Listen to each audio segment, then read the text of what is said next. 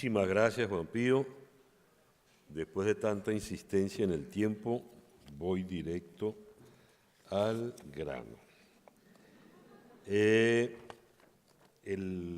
panel tiene un título un poco complicado, porque es responder a una pregunta: ¿qué está pasando en Venezuela? Discúlpenme, pero cuando le hacen a uno esa pregunta, lo primero que viene a la mente es decir, coño. Y viene una larga pausa. Bueno, después de la exclamación y la larga pausa, vamos a tratar de encontrar la respuesta. Quiero invitar acá arriba a mi muy querida, admirada y ahora muy laureada merecidamente, la periodista Luzmeli Reyes.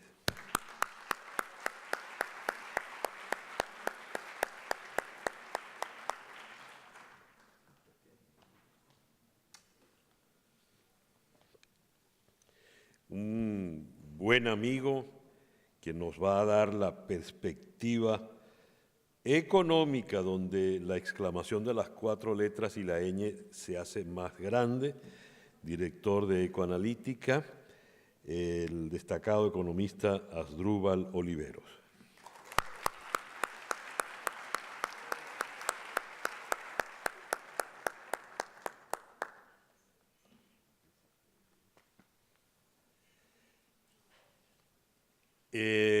En nuestro idioma, recién tuvimos el día de San José. José, hay muchos en nuestro idioma y en nuestro santoral católico. Hay muchos Franciscos, muchos Manuel, Juan, y uno de los nombres más escasos es Asdrúbal. Aquí tenemos a Asdrúbal Oliveros. Pero para que ustedes vean que nosotros nos las traemos, tenemos no uno, tenemos 2 Asdrúbal.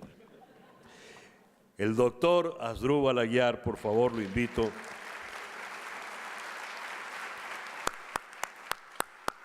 Eminente académico venezolano con un largo currículum muy, muy importante.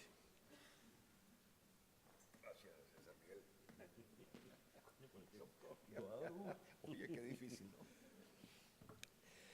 Es una mujer que ha trabajado con muchísimo tesón desde hace muchísimos años en un área de la vida de las políticas públicas muy compleja.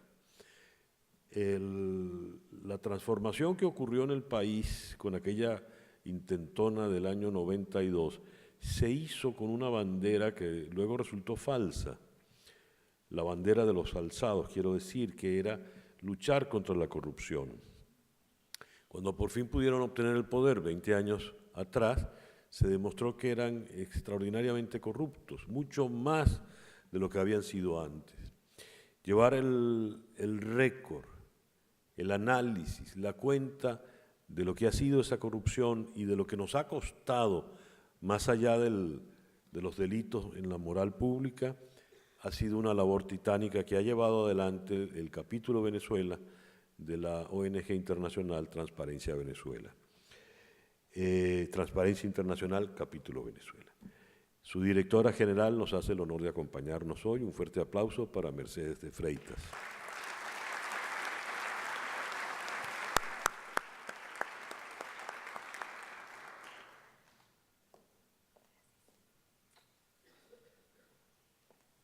Y nuestro quinto panelista en esta mañana,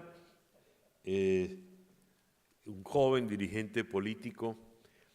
Cuando el organizador, el director de la conferencia de este evento de este año hablaba de la juventud, yo decía, Dios mío, lo que hemos llevado a lo largo de estas décadas han sido camadas y camadas de juventud. Porque recuerdo perfectamente en el año 2007, 12 años atrás, surgió una camada de dirigentes juveniles fundamentales. Entre esos dirigentes juveniles está el actual presidente encargado de la República, como es Juan Guaidó. De allí surgió también quien en ese entonces era un estudiante de comunicación en la Universidad Católica Andrés Bello, y luego ha tenido siempre una participación muy, muy activa. Su último cargo público en nuestro país fue ser alcalde del municipio de Latillo, fue víctima de una represión inmensa y como tantos está en el exilio. No se puede decir que sea parte de la diáspora, porque los que estamos en el exilio por el exilio no dijimos yo me quiero ir, sencillamente tuvimos que salir y actualmente tiene una participación muy destacada en el seno de la OEA y ha sido muy importante en las relaciones, en la coordinación de relaciones entre el gobierno interino del país y el gobierno de los Estados Unidos. Lo vemos en cuanta foto hay. A lo mejor hasta nos puede echar chisme de cómo se vive en la Casa Blanca. En todo caso, por favor, un fuerte aplauso para un muy meritorio dirigente político, David Smolansky.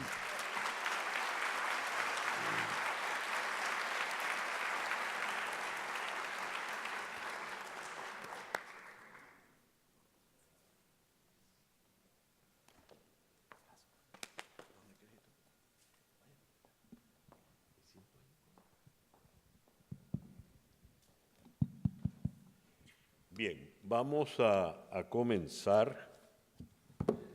Aquí todo me lo han escrito. Por alguna razón, sí, aquí está. Bien, voy a respetar entonces el orden en que los he llamado. Hago la pregunta. ¿Qué está pasando en Venezuela? La persona que me la va a responder, ya en su manera como llegó aquí, tiene la respuesta. Un vuelo Caracas-Miami-Tampa es una tontería, ¿verdad? ¿No? Rápido. Ella está como en la campaña admirable de Bolívar, tiene como 4 días viajando. ¿Qué está pasando en Venezuela, Luzmeli?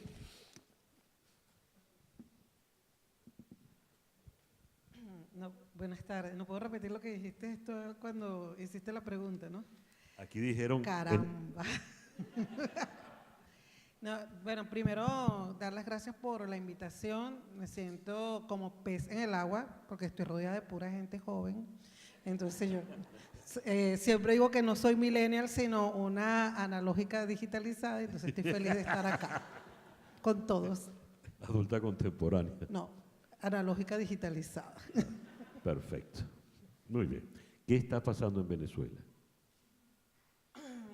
Bueno, desde el punto de vista de los medios y del periodismo, yo digo que lo que está pasando en Venezuela lo podemos ilustrar un poco en el apagón, ¿no? En el apagón que hubo hace unas semanas en Venezuela. Y me disculpan si de verdad a veces no recuerdo exactamente la fecha, pero sé que en Venezuela nadie se aburre, ¿no? Cuando se va acabando algo, ocurren cosas muy extrañas. Y eso es lo que siempre le digo a los corresponsales que van a Venezuela, porque cuando ya creían que se acababa con lo del 23 de febrero y todo esto, yo digo, no se confíen, aquí siempre pasan cosas extraordinarias. Pero ese apagón yo creo que sirvió para mostrar varias cosas. Uno, no solamente todos los ataques, digamos, en cuanto a la infraestructura eléctrica de Venezuela, que para eso están los expertos, sino en cuanto a la necesidad de apagar a Venezuela en términos de información, que es el área donde yo me muevo, ¿no? Y que algunas personas desde afuera incluso plantearon que ese apagón también era un apagón informativo. Llegó un momento en el que, a pesar de los esfuerzos que se estaban haciendo a través de distintos medios digitales y otros medios radiales, era prácticamente imposible que la gente se comunicara y entendiera qué era lo que estaba sucediendo. Y yo creo que en ese hueco estamos ahorita. Hay mucha desinformación, hay gente que ante la incertidumbre no sabe qué hacer, hay gente que se pregunta qué está pasando y muchas veces los periodistas también nos preguntamos qué está pasando y no siempre tenemos la respuesta. Pero por ahora yo sí puedo decir claramente que nosotros estamos enfrentando a un gobierno que busca no solamente acallar todas las voces disidentes, sino que además ha criminalizado la expresión. Y yo creo que cada uno podrá hablar desde el área de su experticia, pero creo que ahí hay un punto muy importante. Cuando todo este proceso de persecución de medios y de periodistas se fue, digamos, agudizando, una de las cosas que quisieron confiscarnos, así como confiscaron propiedades, fue el derecho a preguntar. No solamente que no puedes dar respuesta, es que tampoco puedes preguntar. Y creo que también hay ahí una de las claves de lo que está pasando en el país. Bien, hay una primera aproximación. Y por demás interesante, el apagón fue un apagón en todos los órdenes, también un apagón informativo. Económicamente, ¿qué está pasando en Venezuela? Don Asdrúbal, pásale el micrófono. Asdrúbal Oliveros. Gracias, César. Un saludo a todos. Mira, iba a decir la palabra porque yo creo que la economía es una… Antes de que lo digo para ti, para Lumeli y los 3 compañeros que faltan, entre las pautas estaba previsto el título de una vieja canción de Trino Mora. Solo Luzmeli y yo sabemos quién era Trino Mora. Él tenía una canción que decía, sé tú mismo, contigo mismo. Sé tú mismo. Aquí se puede repetir las palabras con todas sus ñes. No, sí, mira, ustedes que son centennial,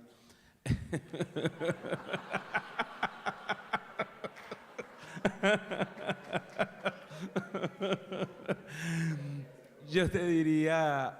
Yo muchas veces para describir esto, no tanto obviamente con el rigor técnico, porque creo que esto es una conversación más informal, Venezuela tiene una economía de guerra sin pasar por una guerra. Eso yo creo que es la descripción gráfica más dura que uno pueda dar, ¿no? Cualquier indicador que usted tome de la economía venezolana es en sí una tragedia. Pérdida de más de 50% de tamaño de su economía, caída brutal de su principal producto de exportación, que es el petróleo, un colapso del Estado, una caída muy fuerte de las importaciones que agravan los niveles de escasez, de desabastecimiento, y por supuesto la expresión de todo eso que los economistas lo vemos, lo medimos, y a veces fríamente lo entendemos y lo asimilamos, es un empobrecimiento muy fuerte de la gente, de pérdida de bienestar. Y eso es lo que está pasando, ¿no? Para usar acá. Mira, y uso otra cosa sencilla.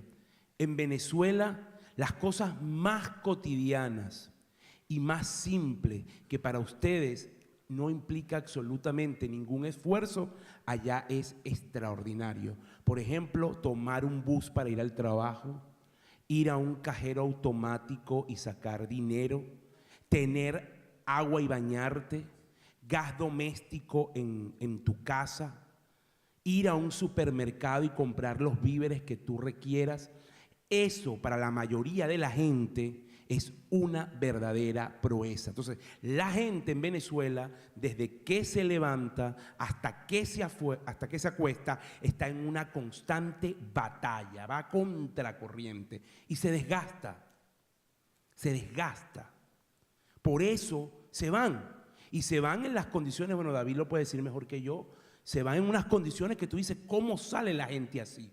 Pero cuando tú todos los días te tienes que levantar a las 5 de la mañana y no consigues agua, o tienes que subir 200 escalones para tomar gas, o sales y no hay carro por puesto, o te tienes que ir casi guindando con peligro de caer en el asfalto o pelear literalmente en el metro, eso todos los días es desgastante. Y además para trabajar en sueldo mínimo $6 al mes, pero imagínense que usted tenga empresarios que hacen un gran esfuerzo y pagan 10 veces el sueldo mínimo, esos son $60 al mes. Entonces tú haces todo ese esfuerzo, en el mejor de los casos, por $60 al mes.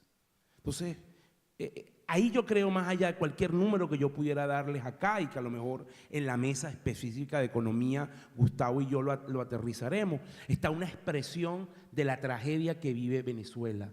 La gente no se sostiene, la gente no tiene capacidad de compra, no tiene capacidad de ahorro. Lo que fue alguna vez un país ejemplo en América Latina de consumo, de riqueza, hoy es un país devastado y con los peores indicadores gracias a un modelo trasnochado. Y eso, creo yo, resume muy bien, por lo menos a mi criterio, lo que pasa en Venezuela.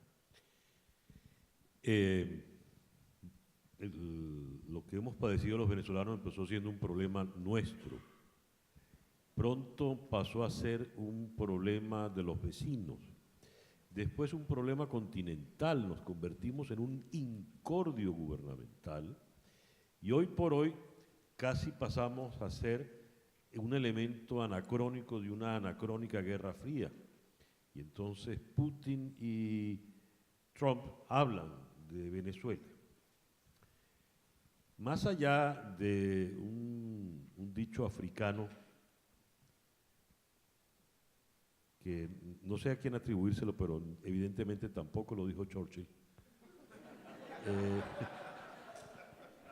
Cuando los elefantes pelean, la que sufre es la grama. En África sería el monte, pero igual. Hoy por hoy somos un problema.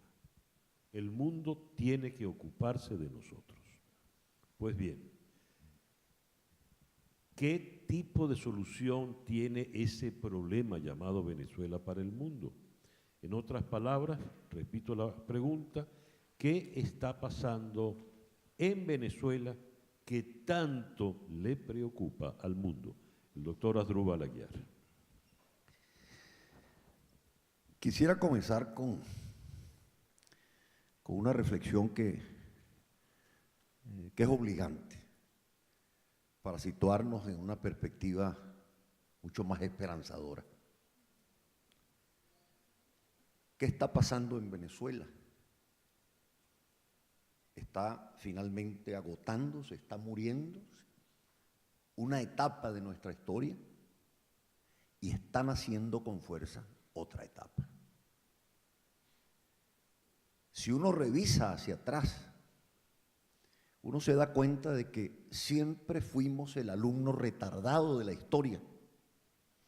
Llegamos al siglo XIX en 1830. Llegamos al siglo XX en 1935 y estamos ingresando al siglo XXI a partir del año 19. Ustedes me dirán, ¿y por qué no esperamos hasta el 30? Le diría porque los 30 años que se tomaron los universitarios de 1928 para llegar a 1958, como obra y como modelo, duraron 30 años hasta 1989, cuando se agota la República Civil de Partidos. Y ahí arranca una larga transición, Caracazo, golpes de Estado, presidentes en desencuentro con el sistema de partidos, lo fue Carlos Andrés, lo fue Caldera, lo fue Chávez, y en una agonía que se traga 30 años y a sus generaciones, 1989-2019. Si el reloj biológico de la República y de la nación sobre todo responde como ha respondido hasta el día de hoy, ¿qué está pasando en Venezuela? Se está agotando una historia y están haciendo una nueva historia. ¿Cómo nos ven desde afuera? Nos ven básicamente como un problema. Porque si a ver vamos más allá de esas voces solitarias a las cuales tendremos que rendirles culto, como el caso de Luis Almagro, Venezuela no fue objeto de atención por parte de la comunidad internacional a lo largo de 20 años de padecimiento. Habían todos los argumentos sobre la mesa de los organismos internacionales. Todas las misiones se presentaron a los distintos gobiernos europeos y americanos presentando el drama venezolano. ¿En qué momento se produce el quiebre? Cuando surge la diáspora. Cuando los venezolanos comenzamos a ser un problema para el resto de nuestros vecinos. Porque todavía más, creyendo uno que el punto de quiebre había sido el haberse acabado con el voto universal directo y secreto que produce la elección de Maduro, no tuvo la significación que tiene realmente la diáspora. Por eso la solución de afuera será una solución, y en esto tenemos que estar absolutamente conscientes, que se adecúe a las preocupaciones que tiene la comunidad internacional en relación con Venezuela. Resolver el tema de la diáspora. Y a los venezolanos nos corresponde resolver el problema de fondo que tenemos adentro, que no se va a poder resolver si reducimos el problema a la crisis humanitaria. Porque si resolvemos el problema de la crisis humanitaria como el problema central y único que tiene Venezuela, seguiremos siendo lastimeros hacia afuera y lastimeros hacia adentro. Pero yo soy muy optimista. Yo creo que se acabó un ciclo y viene otro ciclo que está siendo en este momento víctima u objeto o expresa de un parto muy doloroso, pero que ciertamente va a darle un alumbramiento a Venezuela y le va a abrir unas nuevas puertas para que pueda una generación y media seguirnos por delante. Bien, cuando me tocó presentarla, dije que este movimiento político surgió con una sonada golpista en el año 92, diciendo que la corrupción había que enfrentarla. Y lo cierto fue que tan pronto pusieron la mano en el coroto, como se decía antes, inventaron un plan Bolívar 2000 que se lo dieron a qué sector de la sociedad, acertaron a los militares. Y de ahí en adelante vino un despilfarro y una corrupción como jamás la hemos conocido. Muchas de nuestras desgracias vienen precisamente por esa corrupción. No es tanto sacar la cuenta de que con lo que se hubiese gastado con el pago de los bolichicos se hubiesen construido tantos hospitales, sino es un drama mucho más extenso y que llega mucho más allá. Desde esa perspectiva de un país manirroto, que por lo que hemos visto está raspando la olla, pero la está raspando inclusive para el bolsillo personal. Las noticias que nos llegan por el tema del oro es para llenarse ellos, ni siquiera para resolver el problema de caja que puedan tener. Te repito la pregunta. Desde esa perspectiva de la corrupción, ¿qué está pasando en Venezuela? Mercedes de Freitas. Sí, bueno, creo que lo mejor es empezar recordando que Venezuela está en los últimos lugares de todos los indicadores, en los peores lugares de todos los indicadores. No recuerdo ningún indicador. Asdrúbal, piensa. No tenemos en ningún indicador, estamos en una posición ni siquiera más o menos respetable. Todos estamos horribles, igual el de la corrupción. Pero lo que ha estado pasando y lo que está pasando en Venezuela ahora, por lo menos es un paso adelante y es el reconocimiento de que la corrupción es la responsable de gran parte de los males, porque no solamente porque se robaron todo, y vamos a ver en la mesa de trabajo, yo les traje varios números de qué pasó con todo ese dineral que entró, con todo ese dineral que Venezuela generó en tantos años, quién se lo llevó y de qué montos estamos hablando y qué ha pasado con eso, el impacto que ha tenido en la gente ese robo vil, sino que no solamente era necesario acabar con el dinero, robárselo todo, sino que para mantener el poder y seguir robando, se desarrolló todo un patrón que nosotros llamamos patrón de gran corrupción, en el que se llega a reprimir y matar.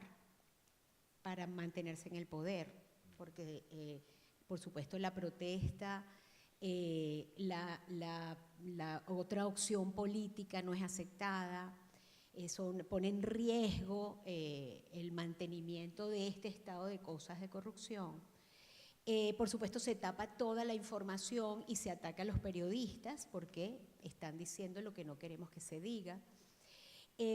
Las cifras no se publican, se generan patrones es que ni siquiera son falsas mentiras, son absolutas incongruencias, como decir que en Venezuela, que es mentira la migración forzada, que es mentira que hay migración, que es un invento de los medios, ¿no?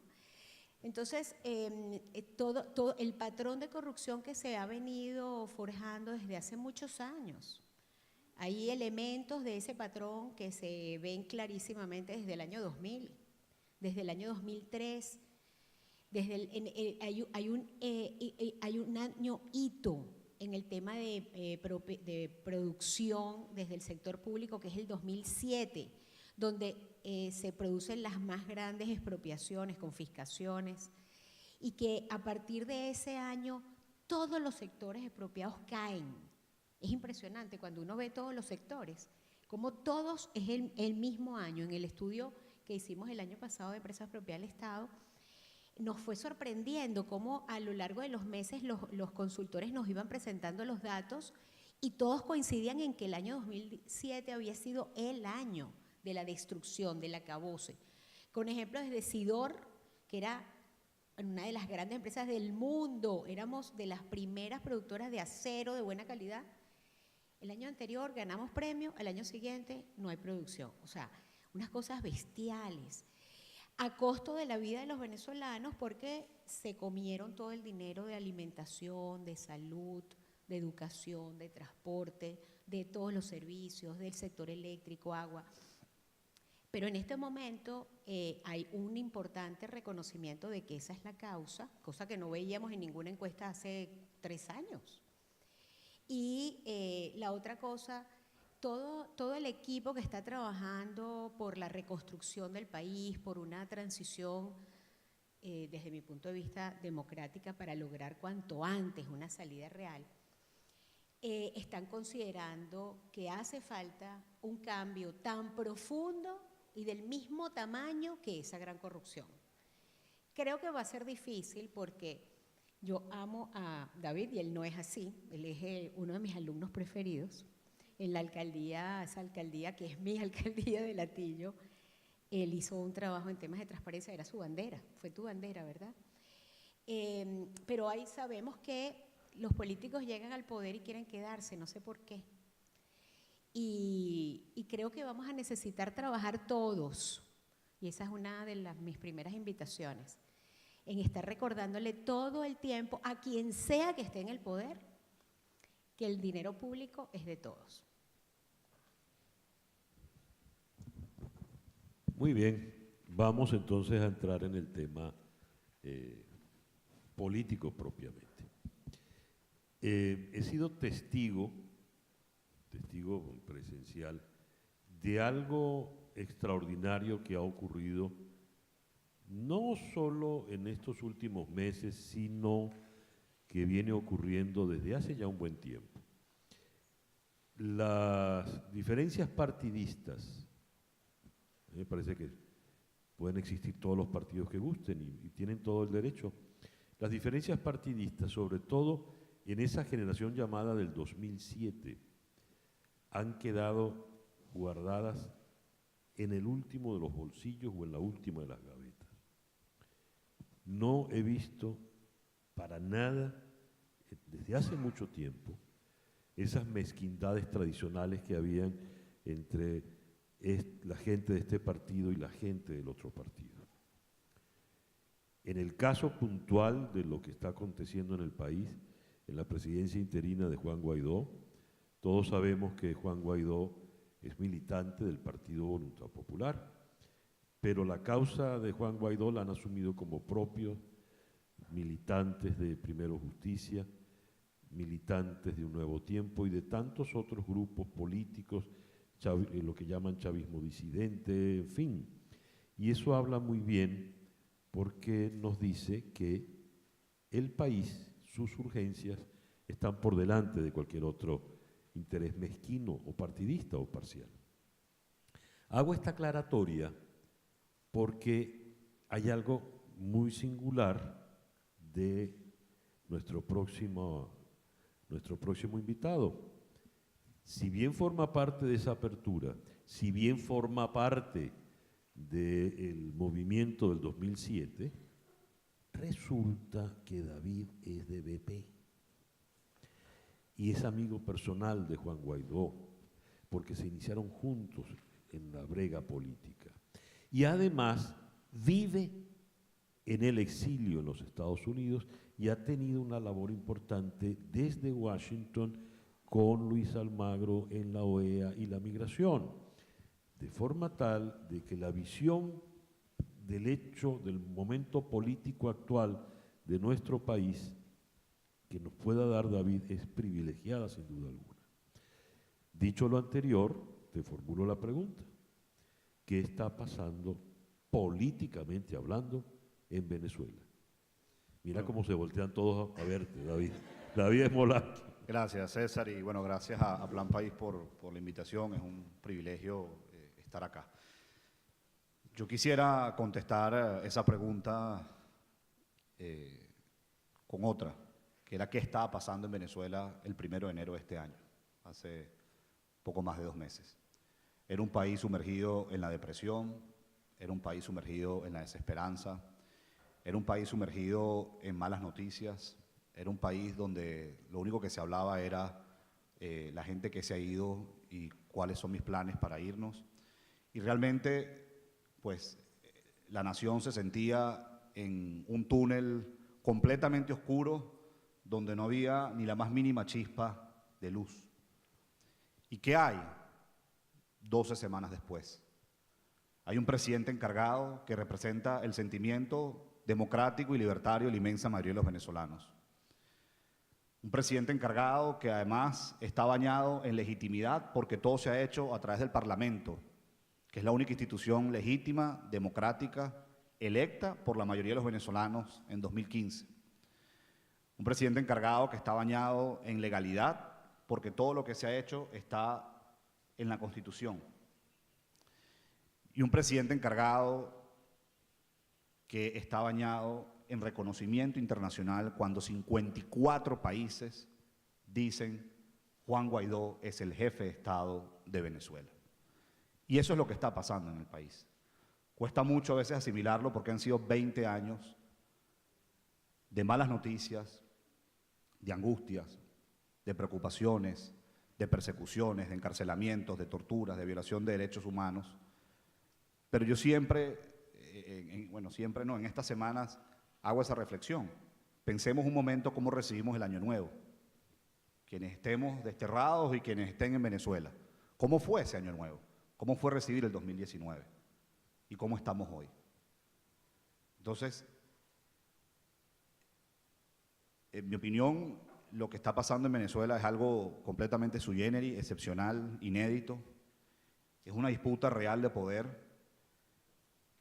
Y nosotros estamos enfrentando, César Miguel, y te lo decía la otra vez que me entrevistaste, al crimen organizado, que tiene secuestradas las estructuras de poder. Y cuando yo digo esto, no lo digo de manera extremista ni radical, es así y las evidencias sobran. La economía está destrozada no por improvisación, por diseño. La corrupción no sucede por negligencia, es por diseño. Que haya 3,5 millones de migrantes y refugiados venezolanos desde 2015 no es casual, es por diseño. Que la gente hoy tenga que pensar cómo comer o cómo curarse, es decir, en Venezuela no se vive sino se sobrevive, no es por improvisación, no es por malas políticas, es por diseño. En Venezuela está sucediendo algo muy grave. Es un genocidio en cámara lenta. Es un exterminio silencioso. Hoy no hay un país dividido en 2 bandos. O no hay un país que está polarizado. Hoy no son 2 toletes de la sociedad que están enfrentadas. De cada 10 venezolanos, 9 quiere que Nicolás Maduro se vaya. De cada 10 venezolanos, 9 quiere vivir en un país libre. De cada 10 venezolanos, 9 quieren tener una nación con democracia. De cada 10 venezolanos, 9 quieren que haya oportunidades para trabajar, para estudiar, para emprender. Son las armas a través de una élite militar y grupos irregulares, que es lo que mantiene al régimen usurpando el Palacio de Miraflores. Y yo, después de haber estado en Cúcuta el 23 de febrero, después de haber pasado 9 días allí, que ha sido una de las 7 veces que yo estaba en la frontera, no tengo la menor duda al respecto. Cuando vi colectivos armados, pranes, Guardia Nacional, FAES, bloqueando medicina y alimentos para niños que están desnutridos o para personas que se debaten entre la vida y la muerte porque no tienen cómo hacerse una diálisis. Yo soy un convencido que la transición en Venezuela ya comenzó. Yo soy un convencido que este proceso es irreversible. No hay forma de que 54 países hoy dejen de reconocer a Juan Guaidó como presidente encargado. Más bien, en unas horas o en unos días, en vez de hablar de 54, serán 56, 58 y será más de 60 países.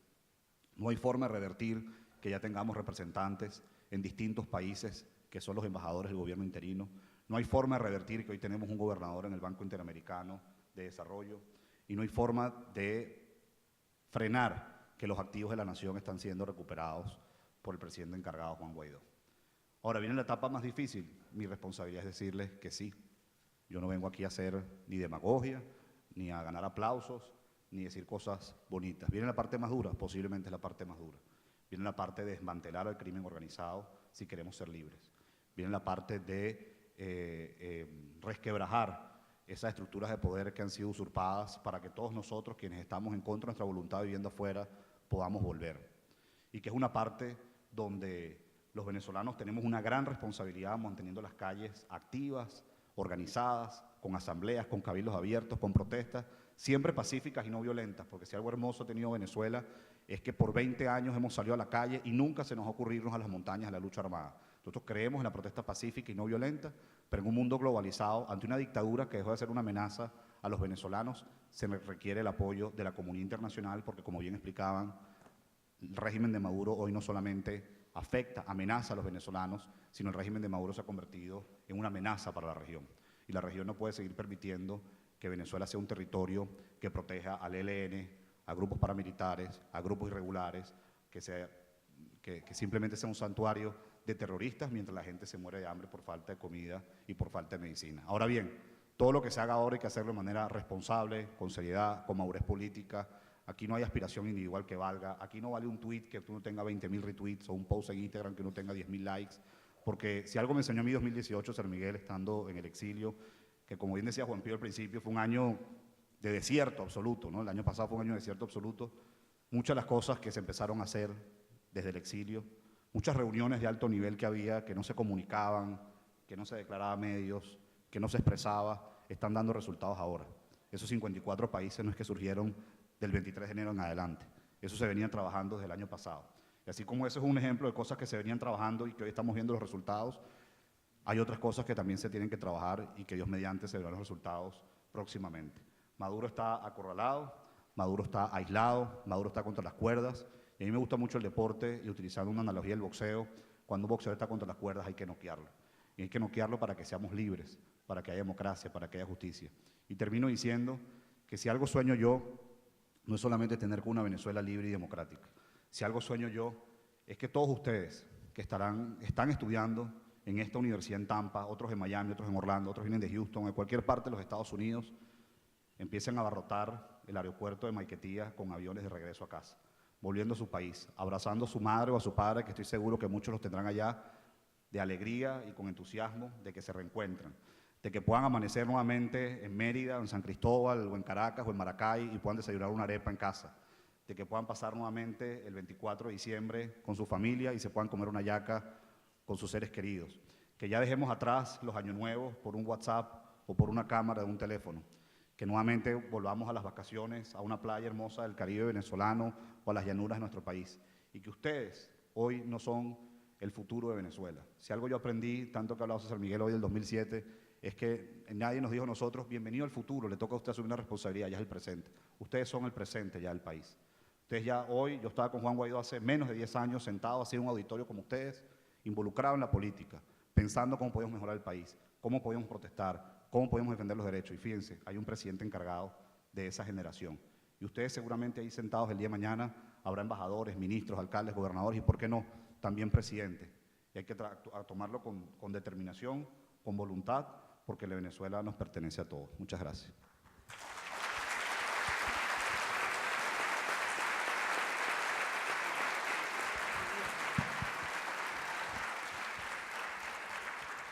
Pueden hacer preguntas por el hashtag. Ah, las tienes allí. Pásame acá. Ok. Hashtag Plan País. Antes de pasar a la primera pregunta, fíjense qué cosa tan curiosa. Hemos tenido unas descripciones a la pregunta ¿qué está pasando en Venezuela? Unas descripciones literalmente sombrías. Comenzó Luz Meli hablando del apagón, que es mucho más que la sombra, ¿no? Es la oscuridad total. Cuando le toca a Asdrúbal, el economista, nos refiere lo difícil que es vivir, lo difícil que se le ha vuelto al venezolano de hoy resolver las cosas más sencillas, bañarse, llegar a la casa y pasar el switch y que haya luz. Y dijo algo muy gráfico. El salario mínimo es $6. Un empresario hace de tripas corazón, seguro Juan Pablo Lalquiaga hablará en su momento de esto, para multiplicar por 10 ese salario mínimo. Y usted hace todo lo que hace solo para ganar $60 al mes. Cuando le toca a Mercedes de Freitas hablar del drama, el océano inmenso de corrupción, de podredumbre que han dejado estos 20 años, hace la alusión de, caramba, tendremos que hacer algo equiparable para poder limpiar todo eso. Y cuando entramos en el terreno político, Asdrúbal, el político, lo primero que dice, yo quiero tener una lectura optimista. Claro, diremos, los políticos son los que se empeñan en ver optimismo, porque con la notoria excepción, ahora sí, de Winston Churchill, solo a él se le ocurrió decir, yo solo les prometo sangre, sudor y lágrimas. Los políticos tienen que hablar de cosas promisorias. Entonces, la perspectiva internacional que nos da Asdrúbal Aguiar empieza a prender la luz. Y el discurso político de David ya nos deja un futuro promisorio, risueño. Cuando terminó de hablar David, y ustedes lo aplaudieron, los periodistas que tenemos algún tiempo en el oficio somos como los músicos. Los músicos se miran y saben si van bien o van mal. Y si en la nota le gustó, se pican el ojo y por allí siguen. Entonces Luz Meli me mira, dijo algo, pero yo no la oí porque los aplausos no me dejaron. Pero en la sonrisa había un guiño cómplice. ¿Cuál es el guiño? Y mira que no lo he hablado con Luz Meli, pero puedes ser tú misma y desmentirme al yo terminar. Fíjense. ¿Cuál es la principal crisis que tiene el régimen en este momento? Que su palabra no tiene crédito alguno. Puede salir el general Reverol vestido de militar o vestido de civil a decir lo que él quiera y nadie le va a creer. Puede decir Nicolás Maduro lo que él quiera y nadie le va a creer. No era necesario que Roberto Marrero gritase cuando se lo llevan secuestrado, me acaban de sembrar 2 fusiles y una granada. No era necesario cuando sale Reverol y dice, hemos desmantelado una banda terrorista y les hemos encontrado un lote de armas, los 2 fusiles, era la foto, y una granada, uno no le cree, es imposible creerle. ¿Y por qué quiero subrayar este detalle? Por un hecho singular. Estoy seguro que buena parte de los que estamos acá, por no hablar de la abrumadora mayoría, no estábamos escuchando a Smolansky con suspicacias, con sospechas, ¿no? Yo no tengo por qué dudar de la gestión de un muchacho que está en sus tempranos 30 y que se ha arriesgado y que a estas edades tan jóvenes está dejando el pellejo por el país. Yo creo que entonces hay motivos de verdad para ser optimistas. Leo entonces las opiniones. Eso era más o menos la cosa. No, más o menos porque tal cual, y sin meterme en el rol de la moderación, que a uno le gusta hacer saliditos, cuando nosotros empezamos de aquí para allá, la perspectiva fue como creciendo, ¿no? O sea, y además es como muy curioso porque estás en el medio, Asdrúbal.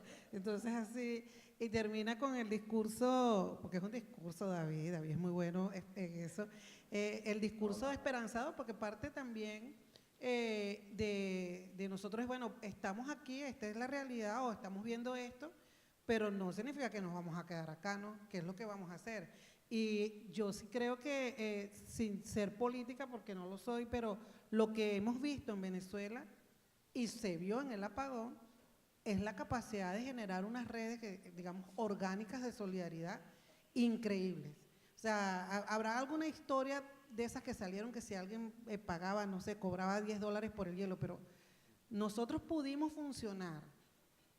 Efecto Cocuyo, que además se llama así porque justamente millones de chispas de luz venía el apagón. Pudimos funcionar gracias, y no puedo decir desde dónde funcionamos, gracias a una donación de una persona que nos ubicó en un local en donde había electricidad y había internet.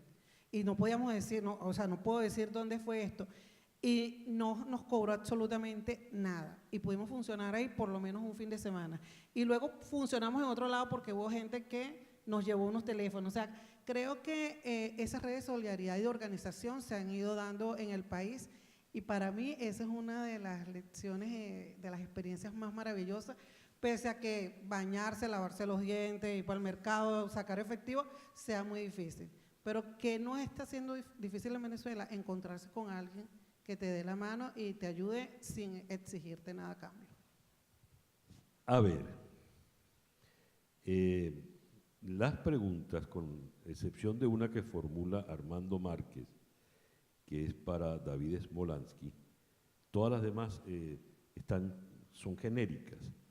Entonces, leo primero la que va para David y luego voy leyendo una por una las genéricas y cada quien sabrá recoger el guante, ¿no? Según como lo sientan.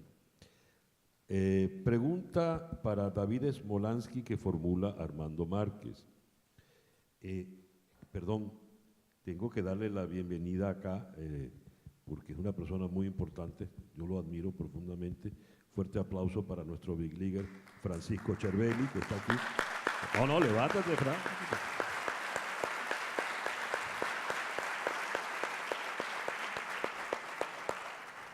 Bien. Es que aquí todos somos jóvenes. No se rían, no sé si son mal pensados. La pregunta dice así: ¿cuál debe ser el rol del joven venezolano en el exterior para apoyar en la recuperación de la democracia en Venezuela? David. El rol del joven venezolano, perdón. ¿Cuál debe ser el rol del joven venezolano en el exterior para apoyar en la recuperación de la democracia en Venezuela? Pregunta que formula Armando Márquez. Bueno, yo creo que hay distintas funciones. En cuanto a lo que es la recuperación en sí de la democracia, es decir, lo que decía anteriormente, desmantelar el crimen organizado que tiene secuestrada la estructura de poder, el cese de la usurpación, nosotros tenemos que sensibilizar a cuanta autoridad tengamos en el exterior. No importa si es un alcalde o si es el presidente de los Estados Unidos, pero todo el mundo debe conocer lo que está sucediendo en Venezuela y deben sensibilizarlos, haciéndoles entender que lo que está ocurriendo no solamente está afectando a los venezolanos, sino también está desestabilizando a la región. En segundo lugar, movilizarse. Ustedes no se imaginan, cuando yo estaba en 2017, antes que injustamente ordenaran mi arresto y me destituyeran, no se imaginan lo importante que era para nosotros no solamente escuchar los pronunciamientos como el secretario general Almagro, entre otros, a favor de los que estábamos en las calles, sino además de eso, verlos a ustedes protestando en alguna calle en Tampa, alguna plaza en Miami, en alguna avenida en Nueva York. Eso siempre entusiasma y motiva mucho al que está en Venezuela, porque no se siente solo. Y como hoy lo que tenemos son las redes sociales para saber lo que sucede en nuestro país, pues no dejen de protestar y es otra forma de visibilizar.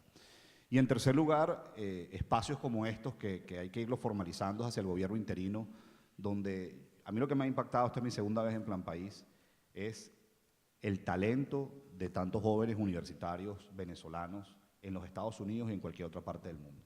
Yo he visto venezolanos preparándose para trabajar en la NASA, literalmente, para trabajar en los mejores hospitales del mundo, para trabajar en los medios de comunicación más reconocidos del mundo, y de verdad que sentimos que ustedes son sumamente necesarios para la reconstrucción del país. Si algo cruel tiene el comunismo, es que te atrofia el cerebro, te aturde, no te deja vivir. Todos los días estás sobreviviendo. Todos los días estás viendo cómo uno se cepilla los dientes, cómo uno se baña, cómo uno va al mercado. Eso también es por diseño. Eso ocurrió en la Unión Soviética, en Cuba, etc. Quienes han tenido la oportunidad de ventilarse del primer mundo, de ver las últimas innovaciones, de trabajar en buenas compañías, vincularse en emprendimientos, todo eso se va a necesitar de vuelta para el país y es un gran momento ahorita de formalizarlo, que hay un gobierno interino y ese gobierno interino tiene entre ceja y ceja el Plan País. A ver, esta pregunta es facilita. La formula María Victoria de Pinto, pero no tiene destinatario. A ver, ¿cuál creen que sería el primer paso para solventar esta crisis?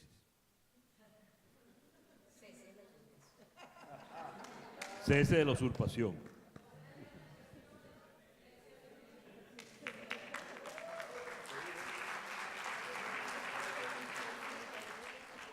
A ver, Asdrúbal.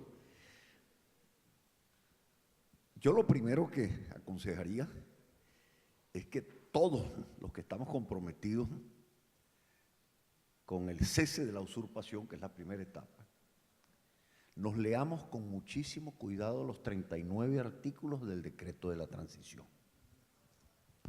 ¿Por qué razón les digo esto? Porque he escuchado permanentemente preguntas en debates que se hacen sobre el tema venezolano, ¿y por qué ocurrió esto? ¿Y por qué nombraron a fulano de tal? ¿Y por qué salió tal cosa? ¿Y qué es esto que están inventando en este momento? Todo está cronometrado y tiene respuesta en el decreto de transición. Si ustedes lo leen con cuidado, se darán cuenta de que ahí hay un GPS y hay una suerte de ordenamiento constitucional provisorio, pero un ordenamiento constitucional provisorio en buena lid, porque este no es el estatuto provisorio de Juan Vicente Gómez, que lo dicta en el año 14 para quedarse en el poder hasta el año de 1935. Este es un estatuto que ciertamente hace reposar todo el proceso en la Asamblea Nacional. Es un estatuto que no solo crea la figura transicional de un presidente encargado, sino que eso derivará en un gobierno de transición, en el que puede reafirmarse al presidente encargado como presidente de transición.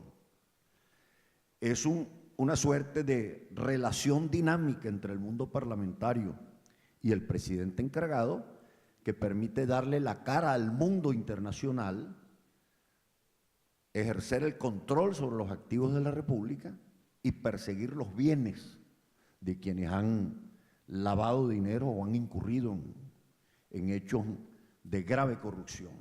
Y obviamente la fase posterior, lograda la usurpación, inmediatamente el gobierno de transición provisorio y de unidad nacional será el que tendrá la responsabilidad de convocar a unas elecciones e iniciar el proceso de relegitimación de los poderes públicos. Pero el único consejo que les doy es: agarren eso como un catecismo, léanse desde el principio hasta el final y tendrán la respuesta cotidiana para que observen con buen ojo eso que ha descrito David y por qué razones hay razones para el optimismo. Mariana, esta pregunta es evidente para el otro Asdrúbal. ¿De qué manera la sociedad puede sobrevivir la hiperinflación?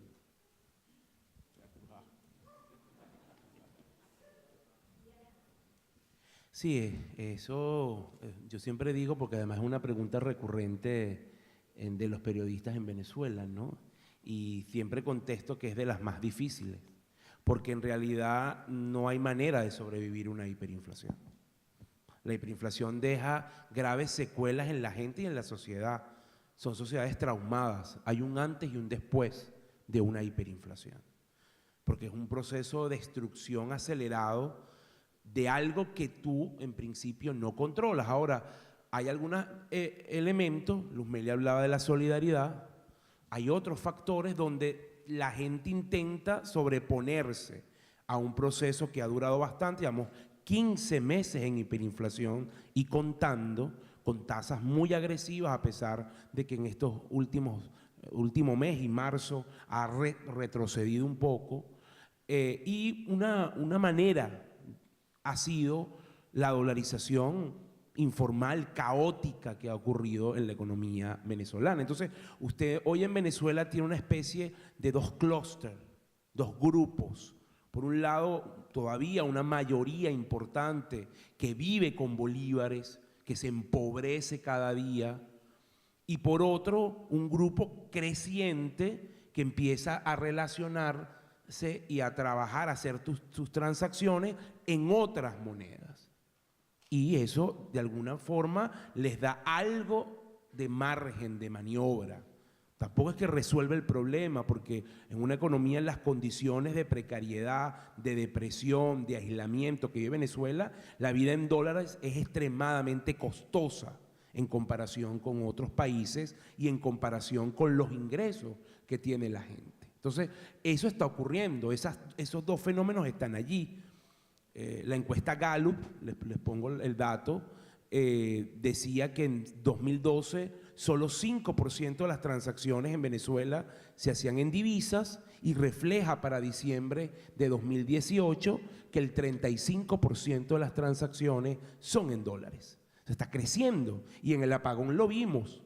Pero también, y no podemos dejar de mencionarlo, ese fenómeno no es la solución, porque, insisto, todavía hay un grupo importante que sigue viviendo en bolívares y lo que hace es profundizar un modelo terrible de exclusión social. Es decir, del que tiene dólares medio aguanta, medio sobrevive en línea con la pregunta, y el que no tiene se empobrece y bueno, padece todos los males. Y eso está ocurriendo en la sociedad venezolana. Los periodistas y sobre todo los corresponsales extranjeros han escrito muchísimo los contrastes de Venezuela. Gente comiendo de la basura, que tal vez es la imagen más dantesca de la crisis, y gente comiendo los mejores platos en un restaurante, pagándolo en divisa, en la misma ciudad y probablemente en la misma esquina. Entonces, estamos generando un modelo terrible de exclusión.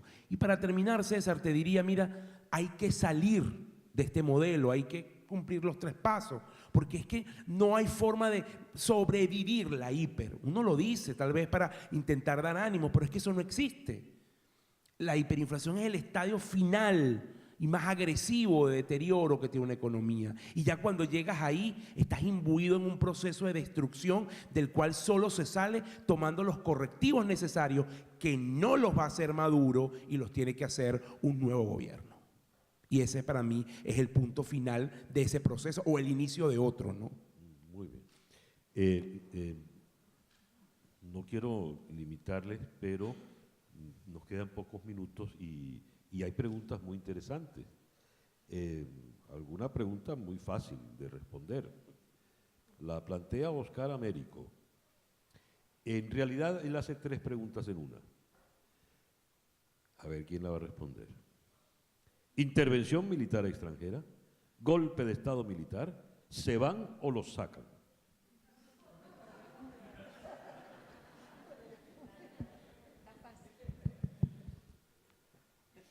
Mira, en Venezuela, en primer lugar, y esto de verdad, insisto, esto es un tema muy serio, y a mí me preocupa enormemente cómo se ha banalizado y se es ligero en las redes sociales con un tema tan delicado. En Venezuela en Venezuela hay un golpe de Estado todos los días. Ayer se llevaron al jefe de despacho del presidente de Guaidó. Venezuela, lo primero que hay que entender es que hay un golpe de Estado todos los días, las 24 horas. Se actúa permanentemente fuera de la Constitución. Entonces, si llegase a haber un movimiento militar que permita el cese de la usurpación, será un movimiento institucional, donde termina de desconocer a quien hoy usurpa el poder y se termina de reconocer a Juan Guaidó como comandante en jefe de la Fuerza Armada Nacional. Eso es lo primero. Lo segundo, yo creo que la palabra intervención, injerencia, invasión, uso de la fuerza y guerra no deben ser las utilizadas. El término adecuado, en todo caso, si se llegase a ese punto, es una misión militar de cooperación internacional. Una misión de cooperación militar internacional, si se llegase a ese punto. La gente quiere siempre saber si eso va a pasar o no. Eso no se discute públicamente. Eso no se revela en las redes sociales. Uno le va a decir a Maduro por dónde uno va a entrar, si por Puerto Cabello o por el estado Sucre. Uno le va a decir si es aéreo o si es por el terreno. Y en todo caso, eso es si se llega a ese punto.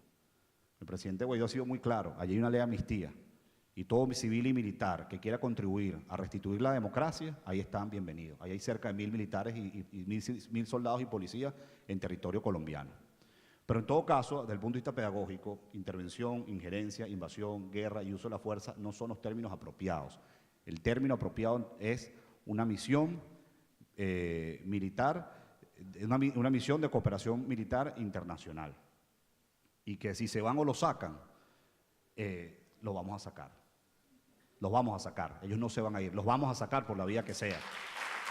Ellos no se van a ir porque quieran. Los vamos a sacar. ¿Cómo lo vamos a sacar? Lo vamos a ver pronto, pero lo vamos a sacar nosotros. Lo vamos a sacar con el sacrificio que cada uno ha dado. Cada cabildo abierto que hayamos hecho, cada protesta en la que hayamos participado, cada sangre que se haya derramado, cada familia que se desmembró en estos 20 años, forma parte del esfuerzo que hemos hecho todos para sacar a esta dictadura. Porque todos aquí llevamos una cicatriz que nos ha dejado esta dictadura. Todos la llevamos. O sea, todos nosotros al final seremos protagonistas de sacar a la peor dictadura no solo que ha tenido Venezuela, sino que ha tenido América Latina. Perdona que me emocione, César Miguel. No, estás autorizado a emocionarte. A ver, esto evidentemente es para ti, querida Luz Meli. La fórmula Mariana Bosco. Ella sospecha que van a seguir los apagones, porque tiene dos preguntas. La primera es cómo la sociedad se puede comunicar a través del apagón, preparándose para el próximo, evidentemente. Y la otra pregunta, creo que hay que formularla, ¿cómo ha arreciado la persecución a los periodistas desde el apagón? Bueno, aquí preguntaron cuál era el papel de los jóvenes que están fuera del país, ¿verdad? Yo les voy a decir algo, hay que pensar fuera de la caja, digamos, para ver qué se nos ocurre entre todos, ¿verdad? Para hacer frente a toda la estructura de desmantelamiento que hubo de los medios en Venezuela, pero además como las redes son la última frontera, el último espacio que sobrevivía, las redes sociales, ver cómo podemos generar mecanismos offline seguramente para poder transmitir la información. De la experiencia que tuvimos, donde nos podemos enfocar muchísimo en WhatsApp, y en resúmenes muy cortos, precisos, nada de videos o fotografía, porque cuando la gente lograba conectarse, se iba a una esquina y le bajaban todos los mensajes, era por WhatsApp. Entonces, bueno, ahí les dejo ese reto, ¿verdad? Me imagino que en 15 días saldrán algunas ideas de algún grupo de jóvenes interesados en la comunicación que a lo mejor pueden encontrar alguna propuesta para esto. Entonces, es necesario que sepamos que sí, que viene el apagón y hay algo que yo creo que es importante, que los venezolanos que están fuera del país pudiesen utilizar lo que nosotros llamamos el efecto cascada y tener unas personas en las que confíen muchísimo en Venezuela, que les pase buena información, y al ver que se produzca algún tipo de apagón o informativo, poder distribuir esa información desde afuera y que esa información venga así como una cascada o una ola hacia adentro. Eso ha funcionado, a nosotros nos ha servido mucho esa estrategia. Luego, sobre cómo arreciaron los ataques a los periodistas. Les voy a poner el ejemplo, que es el ejemplo más reciente, lo que ocurrió con Luis Carlos Díaz. Era una de las rayas que pensábamos que el gobierno nunca iba a pasar y la pasó. Y la pasó y no solamente hubo una detención arbitraria, lo secuestraron, duró más de 10 horas que nadie sabía realmente dónde estaba, y cuando allanan su apartamento, bueno, hay todo un movimiento ahí para ese allanamiento.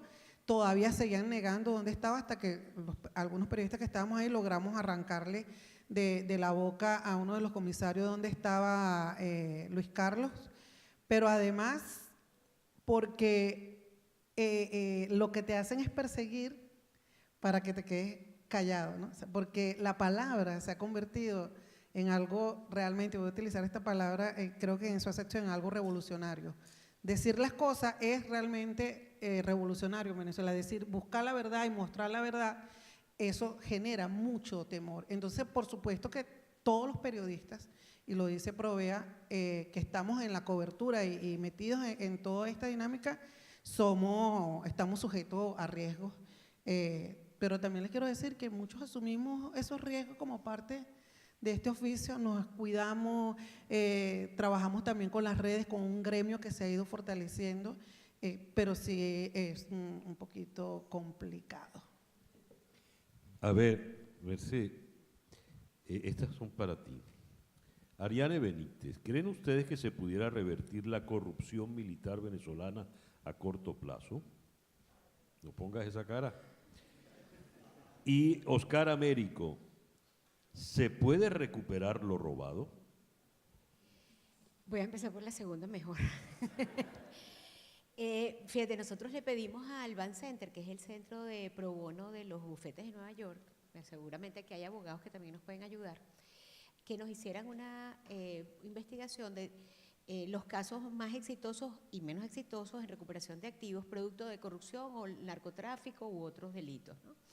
Porque, bueno, entre otros nos los está pidiendo Carlos Vecchio, nos lo está pidiendo el equipo de Guaidó, Sergio Vergara. Estuvimos trabajando todo el fin de semana con Sergio sobre esos temas. La verdad es que no hay que hacerse ilusiones de contar con ese dinero para la reconstrucción a corto ni a mediano plazo. Las experiencias son larguísimas. Una de las abogadas que está trabajando con nosotros en el Task Force, que estamos haciendo seguimiento a los casos para construir evidencias, para meter presos a todos esos tipos, tiene experiencia, tiene 8 años en casos en Nueva York tratando de recuperar dinero de los narcotraficantes para Colombia, para el Estado colombiano, y poco éxito, ¿no? Los casos exitosos vamos a conocerlos mejor después de que nos entreguen este informe, pero la gente se hace referencia al caso, por ejemplo, de Nigeria, que lograron recuperar el 10% de los montos de Francia, ¿no? Sin embargo, como ya se dijo aquí, ya el gobierno de transición, el gobierno interino, perdón, estos términos, el gobierno interino ya ha recibido recursos, ya ha recibido fondos. En este momento el equipo está preocupado de cómo manejar esos fondos de la mejor manera para que no quede duda y se mantenga la confianza en ese equipo. Se están pensando en maneras de hacerlo absolutamente transparente, quizás entregarlo a organizaciones que tienen experiencia en manejos de eso. Bueno, pues todos estamos tratando de presentar propuestas para que sea de la mejor manera, pero ya hay CIDGO, ya hay fondos que se han recuperado, ya están en cuentas a nombre del equipo de Guaidó. Con respecto a la primera pregunta, nosotros estamos dibujando, estamos trabajando un equipo de 12 personas en una propuesta para superar la gran corrupción y la gran impunidad en Venezuela. Y como bien decía antes, es un ejercicio, es un trabajo gigante porque requiere construir nuevas instituciones que no tenemos, o que las terminaron de destruir, o que no las hicimos porque en estos 20 años se ha avanzado y Venezuela no avanza, se avanzó en el mundo y en Venezuela no. Yo creo que ese es el trabajo más difícil. Porque los militares no están solos, no son un grupo de militares que, como puede uno pensar, la Fuerza Armada, militares dentro de Fuerte Tiuna y de los diferentes espacios militares que existen en el país. Los militares hace rato salieron de los cuarteles y están en las empresas, en los ministerios, en las gobernaciones, en la Asamblea Constituyente.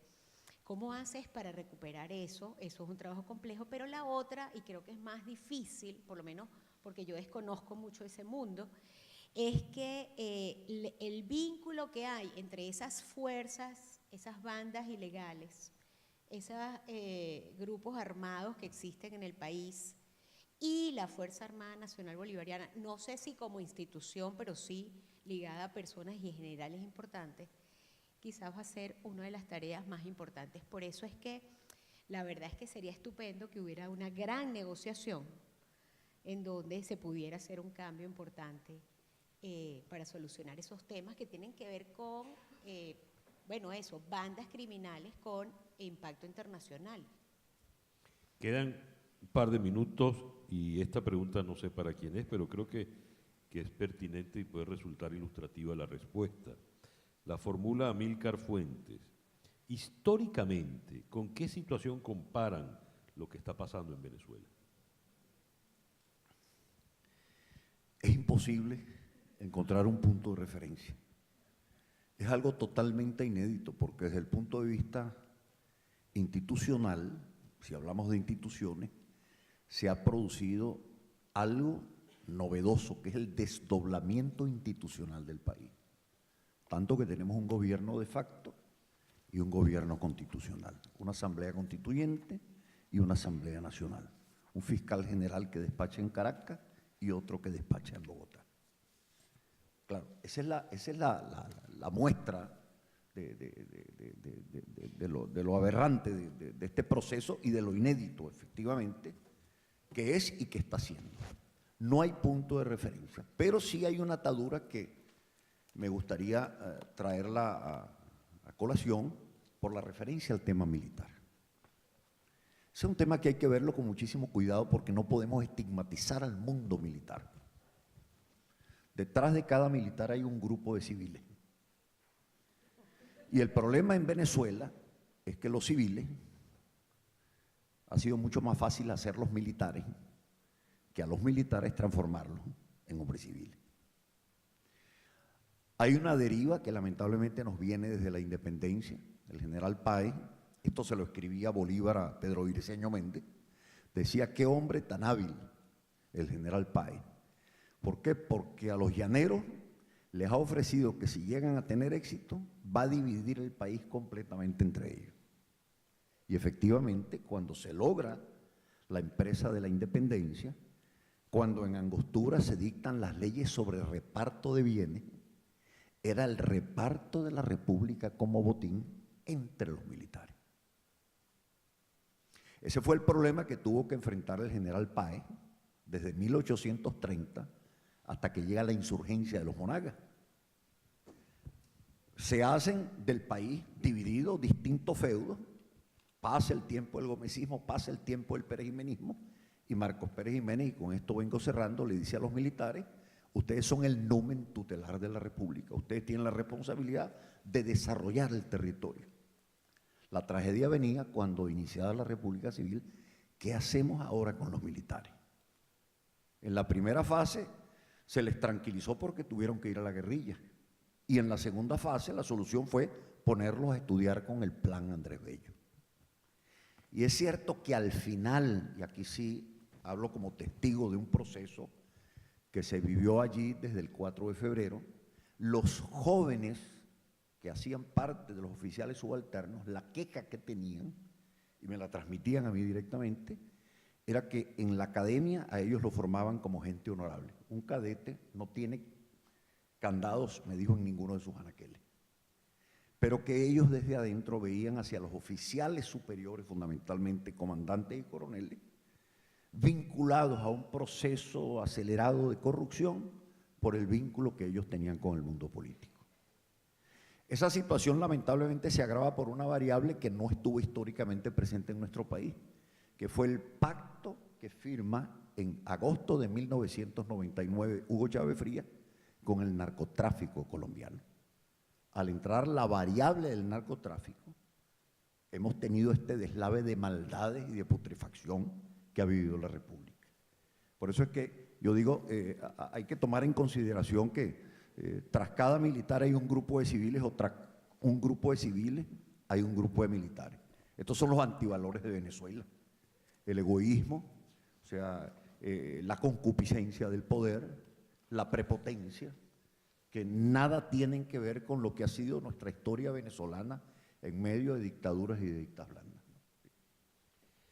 Muchísimas gracias a David Smolansky, Mercedes Freitas, Asdrúbal Aguiar, Asdrúbal Oliveros y Luzmeli Reyes. Esto ha sido apenas el comienzo. Vamos ahora a la primera mesa de trabajo. Gracias a todos.